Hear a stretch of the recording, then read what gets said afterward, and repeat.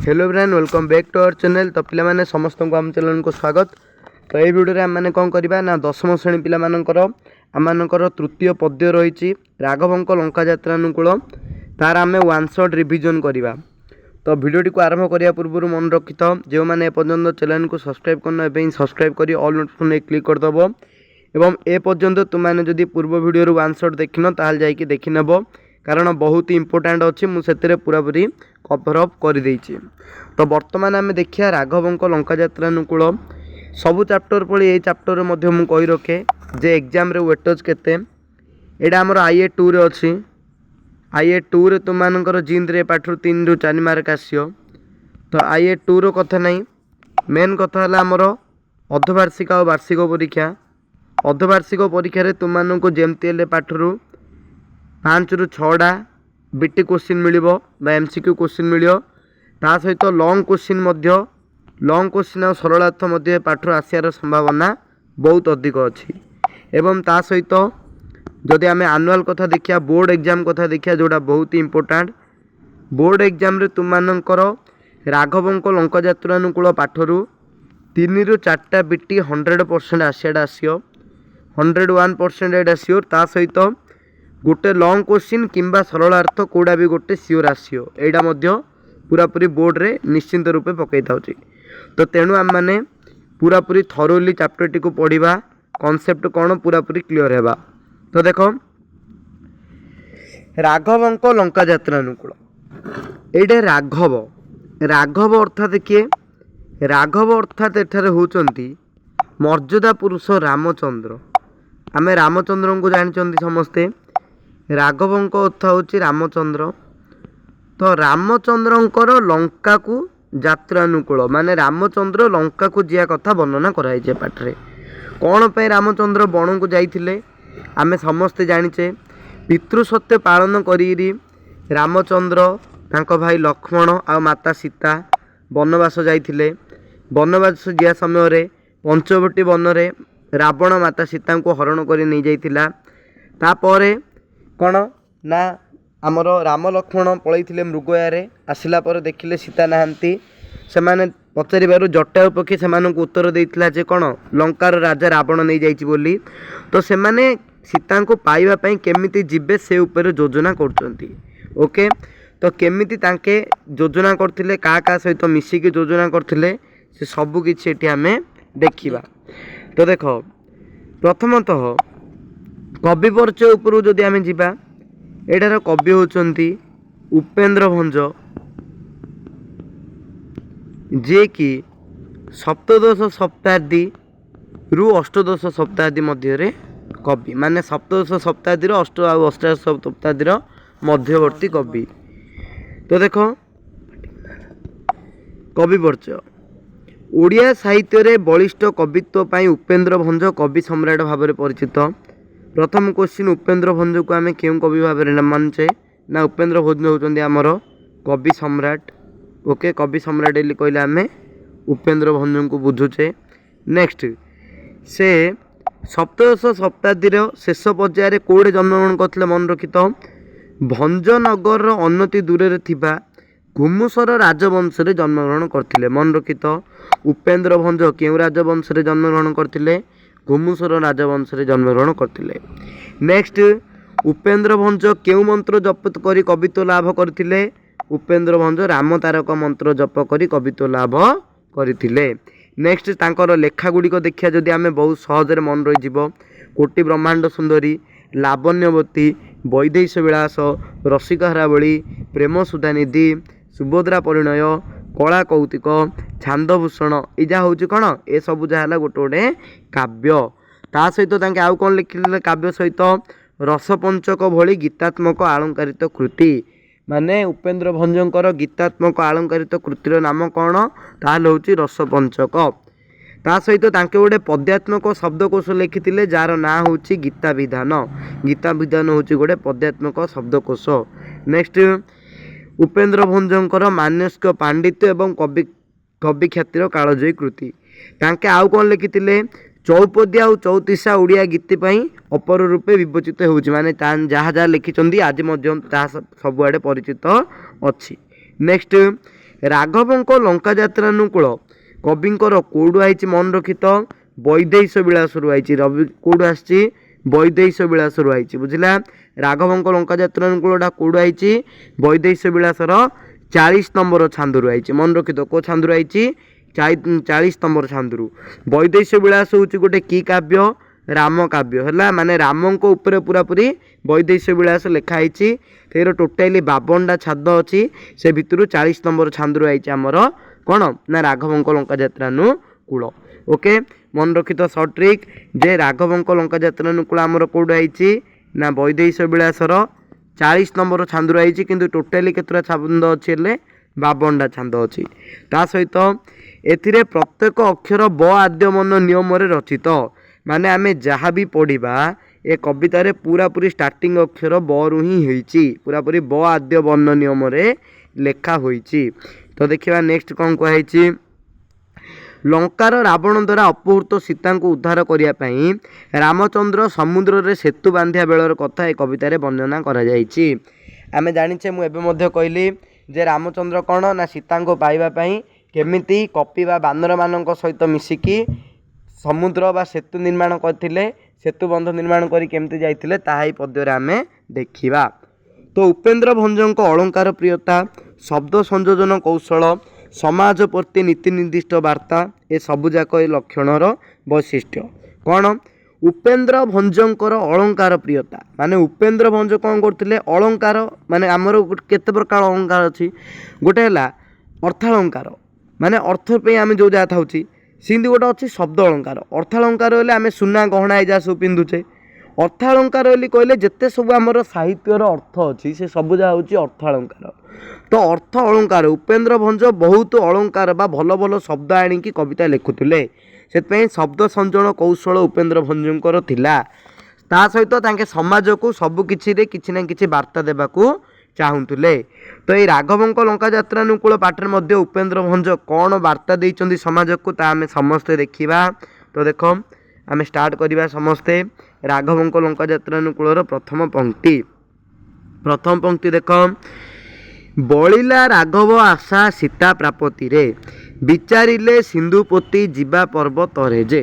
ଦେଖ ବଳିଲା, ବଳିଲା ମାନେ କ'ଣ ଇଚ୍ଛା ହେଲା ବୁଝିଲା। ବଳିଲା ମାନେ ହେଉଛି କ'ଣ ଇଚ୍ଛା ହେଲା। ଓକେ, କ'ଣ ଇଚ୍ଛା ହେଲା କାହାର ରାଘବ ମାନେ ରାମଚନ୍ଦ୍ରଙ୍କର। ରାମଚନ୍ଦ୍ରଙ୍କର କ'ଣ ପାଇଁ ଇଚ୍ଛା ହେଲା ସୀତା ପ୍ରାପତିରେ, ମାନେ ସୀତାଙ୍କୁ ପାଇବା ପାଇଁ ଇଚ୍ଛା ହେଲା କାହାର ରାମଚନ୍ଦ୍ରଙ୍କର। ପ୍ରଭୁ ରାମଚନ୍ଦ୍ରଙ୍କର ସୀତାଙ୍କୁ ପାଇବା ପାଇଁ ଇଚ୍ଛା ହେଲା, ସେଥିପାଇଁ ସେ କ'ଣ କଲେ ବିଚାରିଲେ ମାନେ ବିଚାର କଲେ। ସିନ୍ଧୁ ପୋତି, ସିନ୍ଧୁ ମାନେ ହେଉଛି ସମୁଦ୍ର, ସମୁଦ୍ରକୁ ପୋତିକି ପର୍ବତରେ ଯିବା, ମାନେ ସମୁଦ୍ରକୁ ପର୍ବତ ଦ୍ୱାରା ବା ପଥର ଦ୍ୱାରା ବା ପାହାଡ଼ ଦ୍ୱାରା ଆମମାନେ ପୋତିବା, ପୋତି ଦେଇକି ତା ଉପରେ ଆମମାନେ ଗତି କରିବା ବୋଲି ତାଙ୍କମାନେ ବିଚାର କଲେ ବୁଝିଲା। ପ୍ରଥମ ପଂକ୍ତି। ନେକ୍ସଟ, ବୁଡ଼ିଗଲା ପକାଇଲେ କପି ଯେତେ ଗିରି, କପି ମାନେ ହେଉଛନ୍ତି କିଏ ବାନର ସେନା।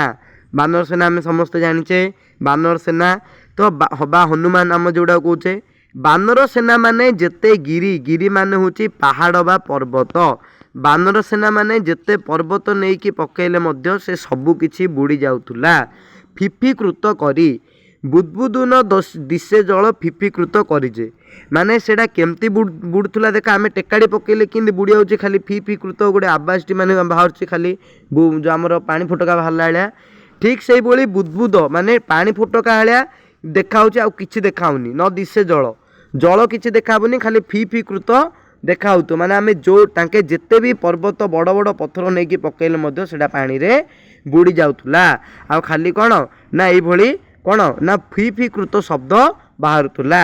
ତ ଏଇଟା ବି କୋଶ୍ଚିନ୍ ଯେ ରାମଚନ୍ଦ୍ର କପି ମାନେ ବା ବାନର ମାନେ ସେନା ମାନେ ସମୁଦ୍ରରେ ଗିରି ବା ପର୍ବତ ପକାଉଥିବା ସମୟରେ କେଉଁ ଶବ୍ଦ ହେଉଥିଲା ନା ଫିଫିକୃତ ଶବ୍ଦ, ଫିଫିକୃତ ଶବ୍ଦ ହେଉଥିଲା।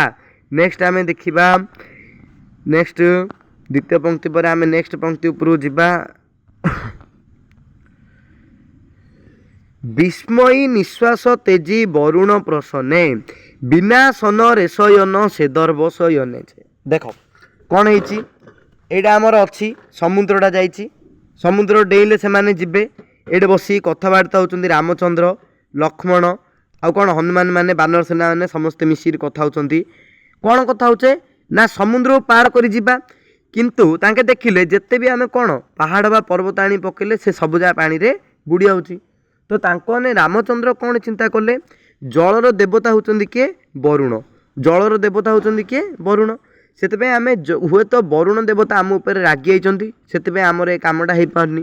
ସେଥିପାଇଁ ତାଙ୍କେ ଚେଷ୍ଟା କଲେ ଯେ ଜଳର ଦେବତା ବରୁଣଙ୍କୁ ଆମେ ପ୍ରସନ୍ନ କରିବା।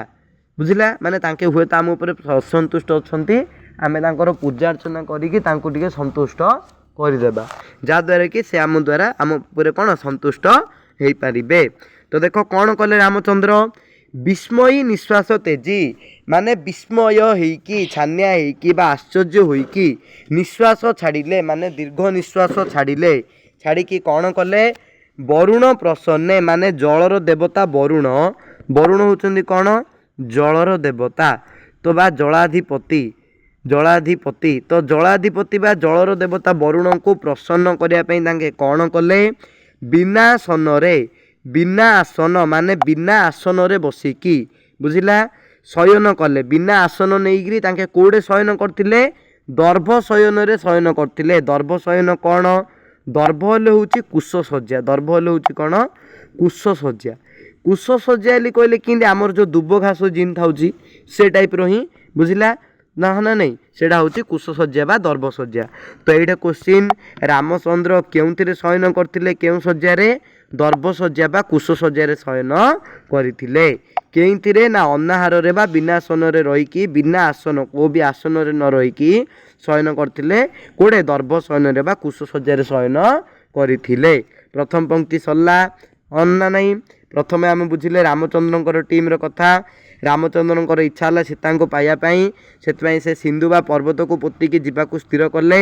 ସେ ଯେତେ ବି ପର୍ବତ ପକାଇଲେ ମଧ୍ୟ ସେ ସବୁକିଛି ସମୁଦ୍ରରେ ବୁଡ଼ି ଯାଉଥିଲା, କେବଳ ଫିଫିକାର ଶବ୍ଦ ଶୁଭୁଥିଲା। ଏବଂ ସିଏ କ'ଣ କଲେ ନା ଜଳର ଦେବତା ବରୁଣଙ୍କୁ ପ୍ରସନ୍ନ କରିବା ପାଇଁ ଚେଷ୍ଟା କଲେ। ସେଥିପାଇଁ ବିନା ଆସନରେ କେଉଁ ବି ପୁରା ଅନାହାରରେ ରହିକି, ନ ଖାଇ ପିଇରି ରହିକିରି ତାଙ୍କେ ଆସନ, ବିନା ଆସନରେ କୌଣସି ମଧ୍ୟ ଆସନ ନ ନେଇକି ଦର୍ଭ ଶୟନ ବା କୁଶଶଯ୍ୟାରେ ଶୟନ କରିଥିଲେ। ନେକ୍ସଟ ଆମେ ପରବର୍ତ୍ତୀ ପଙ୍କ୍ତିକି ଯିବା।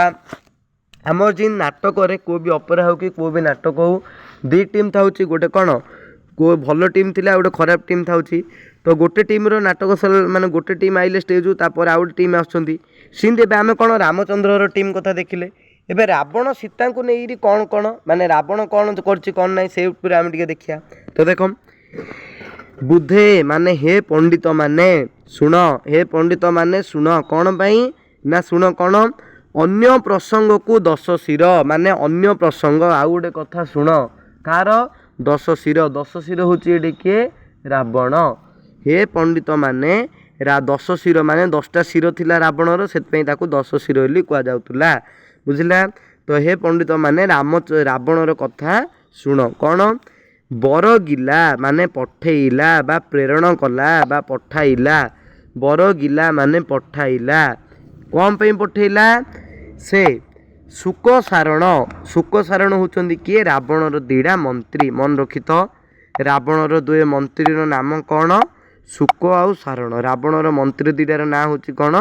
ଶୁକ ଆଉ ସାରଣ। ତ ବରଗିଲା ବା ପଠେଇଲା, କାହାକୁ ପଠେଇଲା? ସେ ଶୁକସାରଣକୁ। କୁଆଡ଼େ ପଠେଇଲା? ଚାର ବା ଦୂତ କରିକିରି ପଠେଇଲା। ଚାର ମାନେ ହେଉଛି ଦୂତ। କ'ଣ ପାଇଁ ଦୂତ କରି ପଠେଇଲା? ଦେଖ, ସେ ସୀତାଙ୍କୁ ହରଣ କରି ପଠେଇ ଦେଇଛି, ଆଣି ଦେଇଛି। ସେପଟେ ରାମଚନ୍ଦ୍ରର ଟିମ୍ ଲୋକମାନେ କ'ଣ କରୁଛନ୍ତି କ'ଣ ନାହିଁ ଜାଣିବା ପାଇଁ ରାବଣର ଇଚ୍ଛା ନା ନାହିଁ? ହଁ ନା ନାହିଁ? ତୁମେ ନିଜେ ହେଲେ କେବେ ଜାଣିବ ନା ନାହିଁ? ନିଜ ଶତ୍ରୁ କ'ଣ କରୁଛି କ'ଣ ନାହିଁ ତୁମ ପାଇଁ ସେଇଟା ଜାଣିବ ନା ନାହିଁ? ତାକୁ ଦେଖି ତୁମେ ପ୍ରିପେୟାର ହେବ। ତ ସେଥିପାଇଁ ରାବଣ ହେଲେ କ'ଣ କଲେ ନା ନିଜ ଦୂତକୁ 2ଟା ମନ୍ତ୍ରୀ, ତାଙ୍କ 2ଟା ମନ୍ତ୍ରୀ ନାଁ ହେଉଛି କ'ଣ? ଶୁକସାରଣ। ତ ତାଙ୍କ 2ଟା ମନ୍ତ୍ରୀ କି କହିଲେ ଯା, ତମେ ଯାଅ, ଦୂତ କରି ତାଙ୍କ ତି ପଠେଇଲେ, ଯାଅ କ'ଣ ନା ତାଙ୍କେ କ'ଣ କରୁଛନ୍ତି କ'ଣ ନାହିଁ ଦେଖିରେ ଆୟ।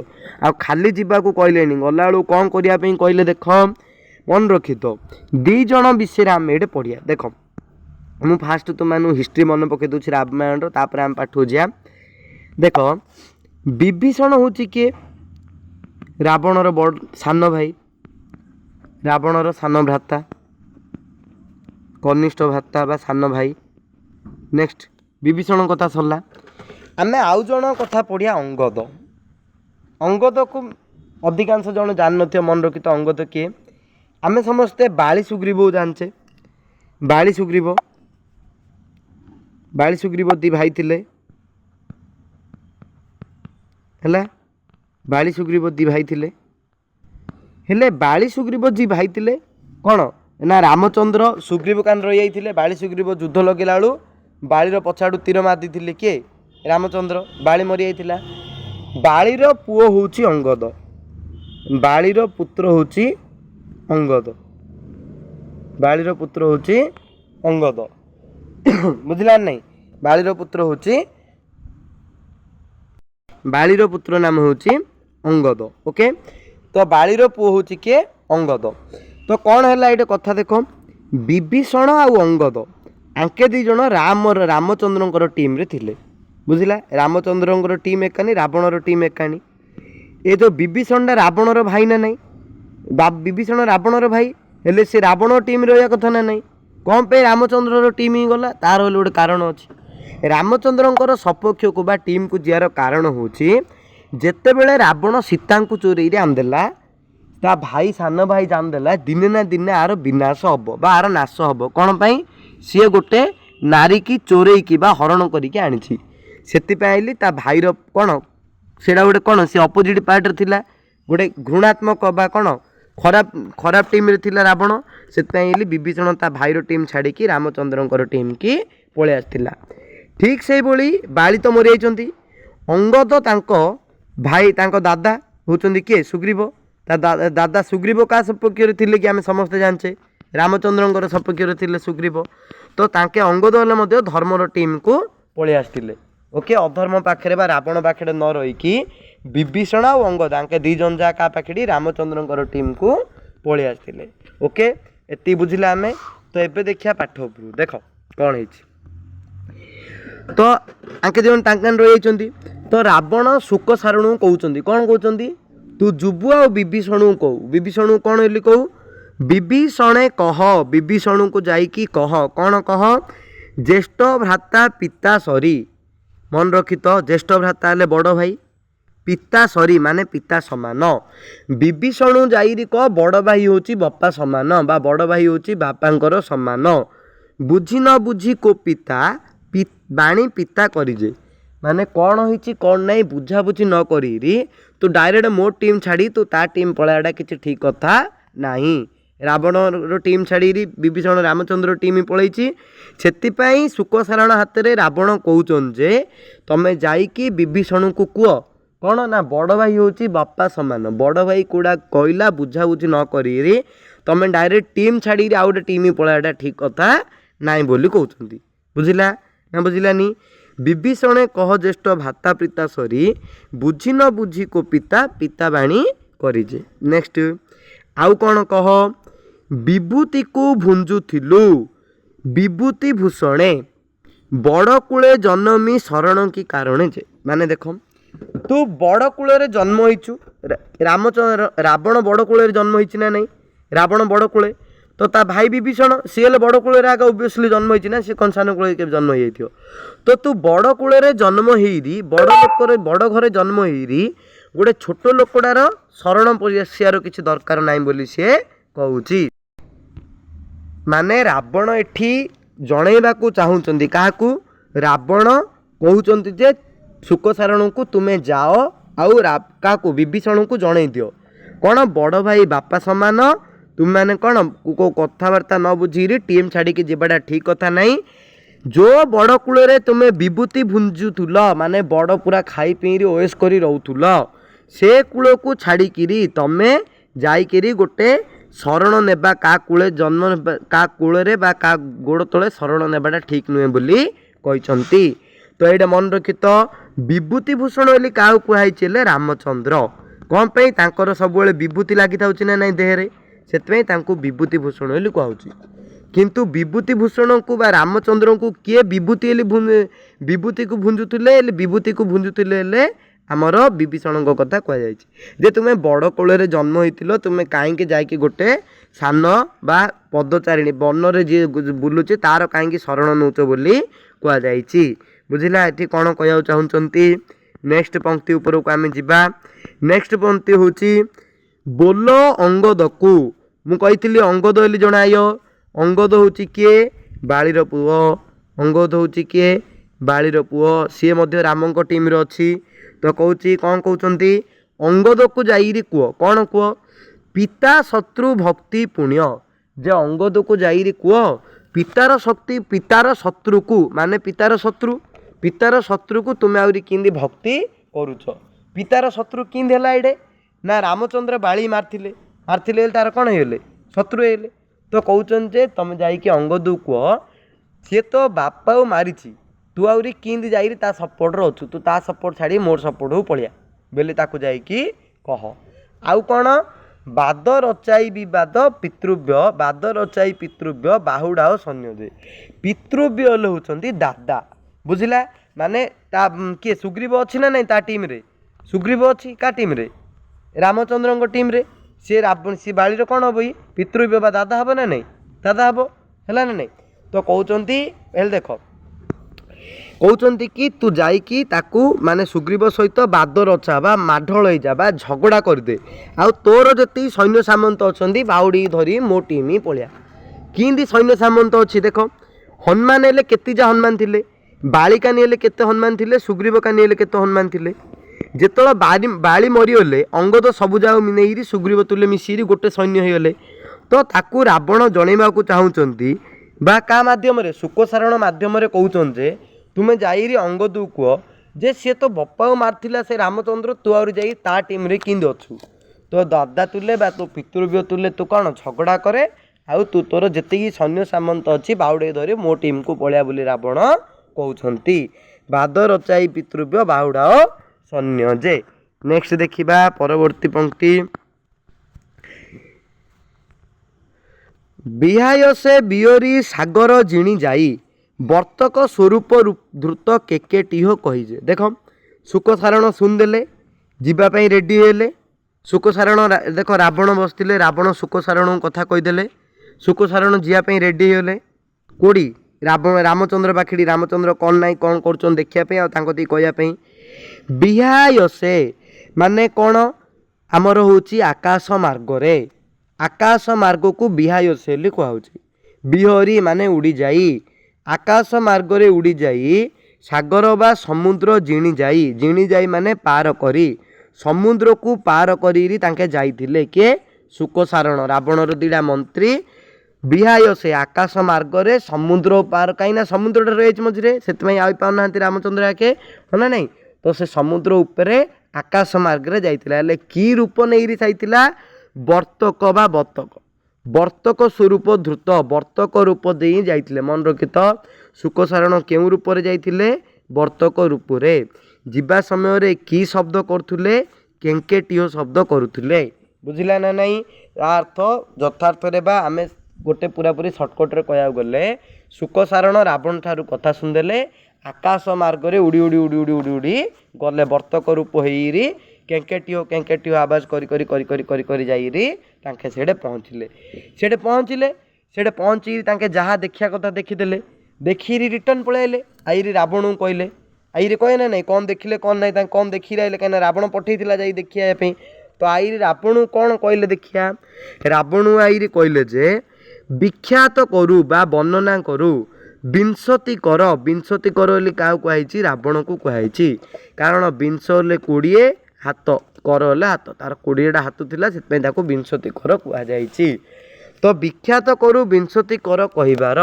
हे विंशति कर हे रावण हे प्रभु तुमको आमे कहूचु कौन बोध उभय भୟରେ पलाई सत्वर जे माने आमे दी जण सेठू भୟରେ धाईना पळि आइचु डरी भयरी धाईना आमे सेठू पळि आइचु बुझला ने आमे जण सेठू धाईना पळि आइचु कौन है कौन नहीं तुम धाईना पळि आइचु बोली तांके पचारथे कौन हिला जे तुम धाईना सेठू पळि आसलो एते शीघ्र आसियार कौन काम थिला तो देखो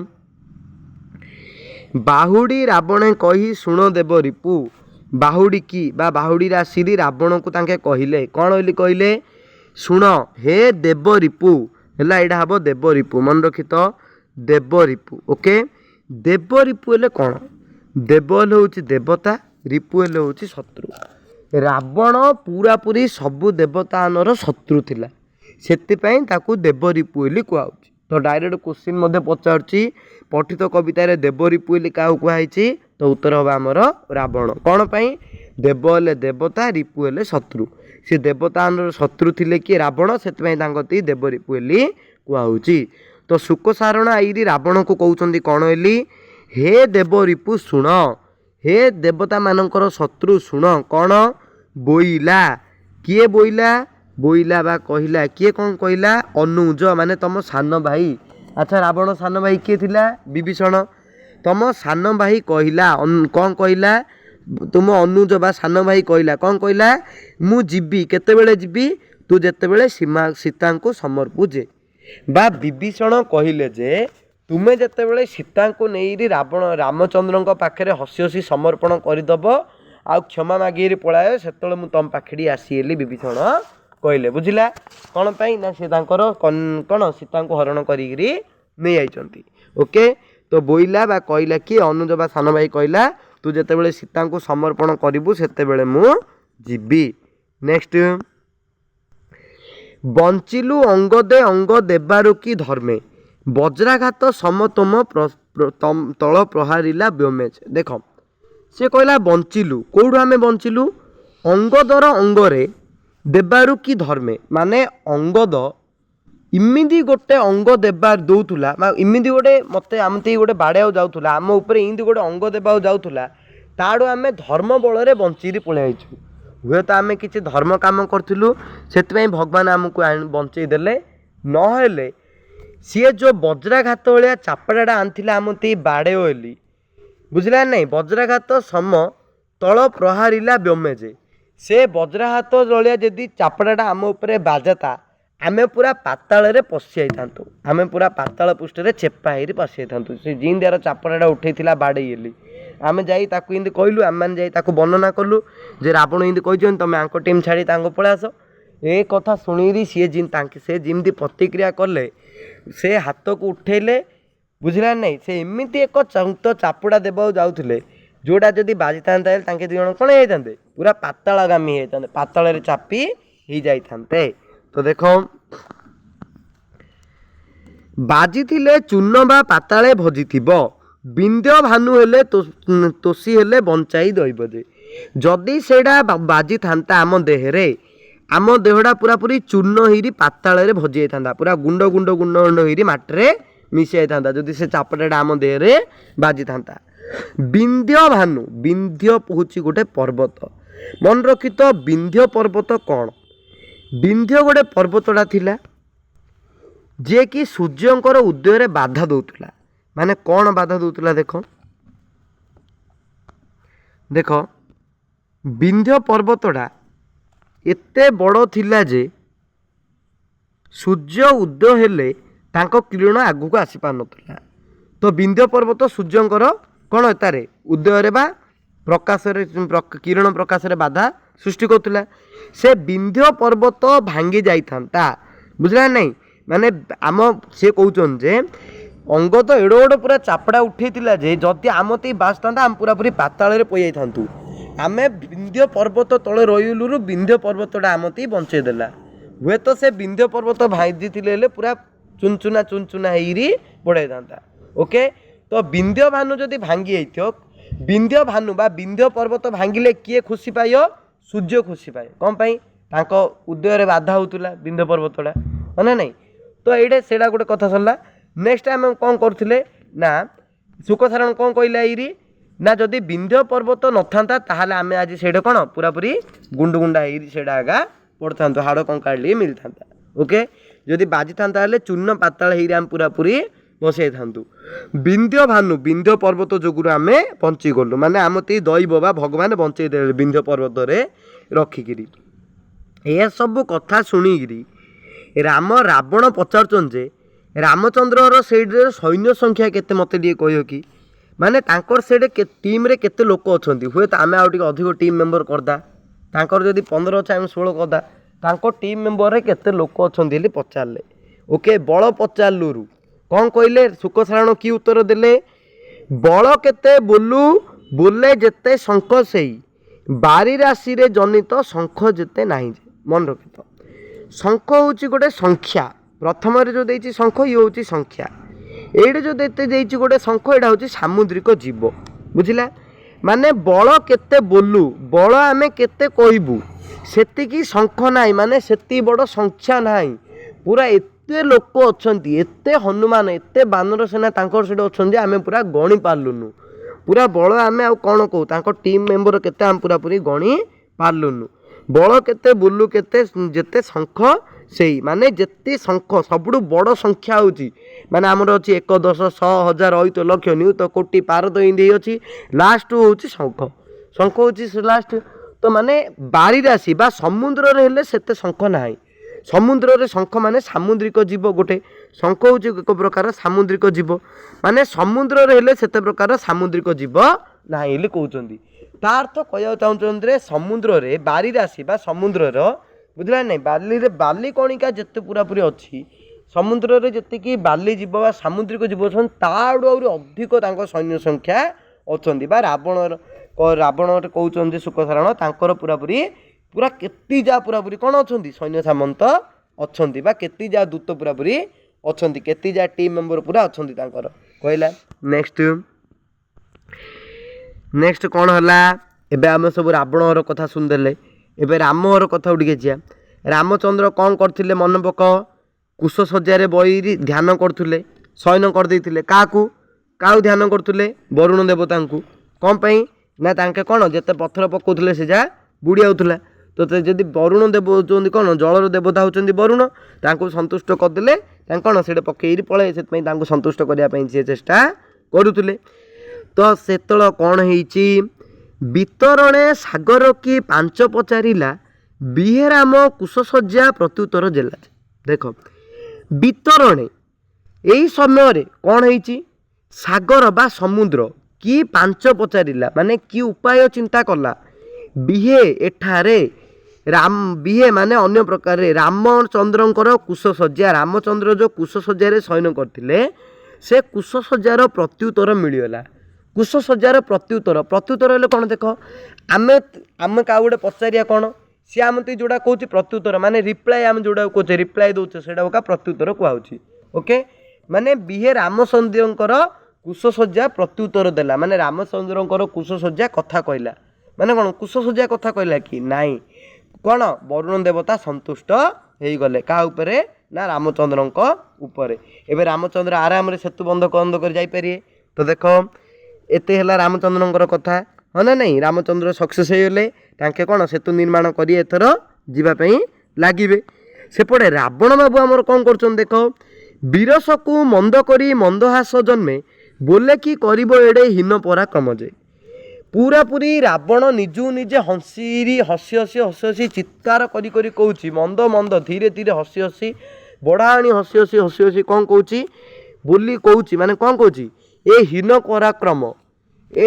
पराक्रम माने छोटिया रामचंद्र मोर कौनटा करदो बोली से कहूची ए हीन पराक्रम बा ए रावण ए कहउचन जे ए रावण सेठी हंसी हंसी हंसी हंसी कहउचन जे ए छार राम ए टीम बा रामचंद्र मोर किछि मध्य करि पारियो नाही हीन पराक्रम बोली किए क्या कही रावण रामचंद्र को कहते हीन पराक्रम बोली बुझला हाँ ना नहीं बीरस को मंद करी मंदहास जन्मे बोले कि करिबो एडे हीन पराक्रम जे एते बड़ हीन पराक्रमण बा एडे छेरु आइले हम जोड़ा कहे बुझला नहीं माने सी मोर कौन करियो बोली कहउचंदी ओके एतिक आमर पाठ सरीची एडे राम कौन रामचंद्र तांकर सेतुबंध निर्माण कर जाइए सीता को उदाहरण करथे ओके तो next thank you for watching देखा परवर्ती वीडियो रे थैंक यू टू ऑल।